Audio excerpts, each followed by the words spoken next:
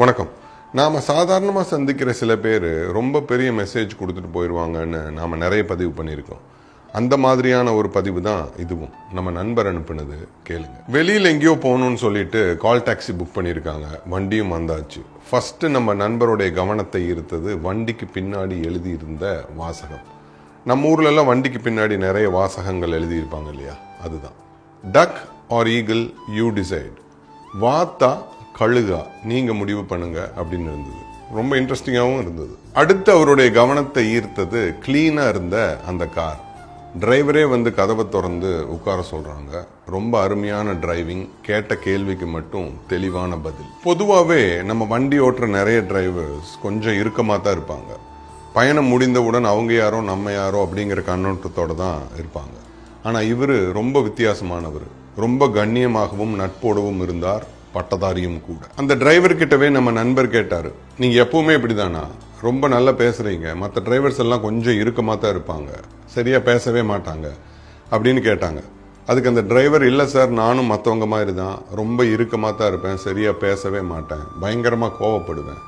அப்புறம் எப்படி நீங்க மாறினீங்க அப்படின்னு நம்ம நண்பர் கேட்டார். அதுக்கு அந்த டிரைவர் கொடுத்த விளக்கம் ரொம்ப சுவாரஸ்யமானது. கொஞ்ச நாளைக்கு முன்னாடி நம்ம கிளையண்ட் ஒருத்தர் ஏதோ செமினார் போகணும்னு சொல்லி நம்ம வண்டியை புக் பண்ணியிருந்தாங்க. நானும் போய் ட்ராப் பண்ணேன். கொஞ்சம் வெயிட் பண்ணி கூப்பிட்டு போக சொன்னாங்க. நானும் வெயிட் பண்ணிட்டு இருந்தேன். அந்த செமினார் ஃப்ரீ செமினார், யார் வேணாலும் போகலாம் அப்படிங்கன்னு எனக்கு தெரிய வந்தது. சும்மா வண்டியில் தானே உட்காந்துட்டு இருக்கிறோம், நாமளும் உள்ளே போய் கேட்போன்னு உள்ளே போய் கேட்டேன். அந்த செமினார் தான் என்னை மாத்துச்சு அப்படின்னு சொன்னார். உங்களை நீங்களே உயர்த்தி கொள்வது எப்படி அப்படிங்கிறது தான் அந்த செமினார். நிறைய அறிவுரைகள் சொன்னாங்க. ஆனால் எனக்கு பிடிச்சது ஒரு point. If you get up in the morning expecting a bad day, you will. Don't be a duck, be an eagle. The duck only make noise and complaints, but the eagle soar above the group. காலையில் எழுந்திருக்கும் போதே இந்த நாள் சரியா இருக்காது அப்படிங்கிற எதிர்மறை சிந்தனையோட எழுந்தா கண்டிப்பா அந்த நாள் நல்லா இருக்காது. வாத்தா இருக்கணுமா கழுகா இருக்கணுமா நீங்க முடிவு பண்ணுங்க. வாத்து சும்மா கத்தி கூச்சல் போட்டுட்டு தான் நடக்கும். ஆனா கழுகு இந்த கூட்டத்துக்கு மேல பறந்து போயிடும் அப்படிங்கிறது தான் இதனுடைய பொருள். இந்த அறிவுரை தான் என்னை மாத்துச்சு. நானே என்னை சுய பரிசோதனை செய்து கொண்டேன். நான் வாத்து போல் இருப்பதை உணர்ந்தேன். நாம ஏன் கழுகா மாறக்கூடாது அப்படின்னு நினைச்சேன். நானே என்னை மாத்திக்கிட்டேன் அப்படின்னு சொன்னார். எல்லா கஸ்டமர்கிட்டையும் அன்போடவும் பணிவோடவும் நடந்துக்கிட்டேன். மன அமைதி மட்டுமில்லை, என்னுடைய வருமானமும் பெருகுச்சு.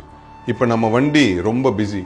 ஒரு தடவை நம்ம வண்டியில வந்த கஸ்டமர் திரும்ப திரும்ப நம்மளைத்தான் புக் பண்ணினாங்க அப்படின்னு சொல்லி முடிச்சாரு. அவர் சொல்வது உண்மைதான். எந்த வேலையாக இருந்தாலும் நாம நடந்து கொள்ளும் நடத்தையும் அர்ப்பணிப்பும் உணர்வும் மட்டுமே நம்மை உயர்த்தும். எண்ணங்கள் என்ன கூத்து அடிக்கின்றனவோ அதற்கேற்பத்தான் வாழ்க்கை திசை மாறுகிறது. எண்ணங்கள் தோன்றும் போதே அதை சரி செய்து விட்டால் வாழ்க்கையில் தடுமாற வேண்டிய அவசியம் இருக்காது. அந்த டிரைவர் மாதிரி. இந்த பதிவிலிருந்து நமக்கு கிடைக்கக்கூடிய மாரல், மனம் என்னும் முரட்டு குதிரையை அடக்க பழக்கப்பட்டவனுக்கு கோபம் வராது. கண்மண் தெரியாமல் காமம் வராது. அவன் தொழில் சுத்தமாக இருக்கும். செய்யும் தொழிலில் முழுமையாக ஈடுபட அவனுக்கு வெற்றி நிச்சயம். செல்வ செழிப்பு அவன் வீட்டிற்குள் ஏற்படுகிறது. நல்ல அந்தஸ்து கிடைக்கிறது. மரியாதை வருகிறது. ஊர் அவனை புகழ துவங்குகிறது. இதற்கெல்லாம் அடிப்படை மன அடக்கம். நாம மனசார என்ன நினைக்கிறோமோ அது நடக்கும். என்ன கேட்கிறோமோ அது கண்டிப்பா கிடைக்கும். இந்த பதிவையும் நம்ம முண்டாசு கவியோட சிறப்பான வார்த்தையை வச்சே முடிக்கணும்னு நினைக்கிறேன். செல்வங்கள் கேட்டால் நீ கொடுக்க வேண்டும். சிறுமைகள் என்னிடம் இருந்தால் விடுக்க வேண்டும். தொல்லை தரும் அகப்பேயை தொலைக்க வேண்டும்.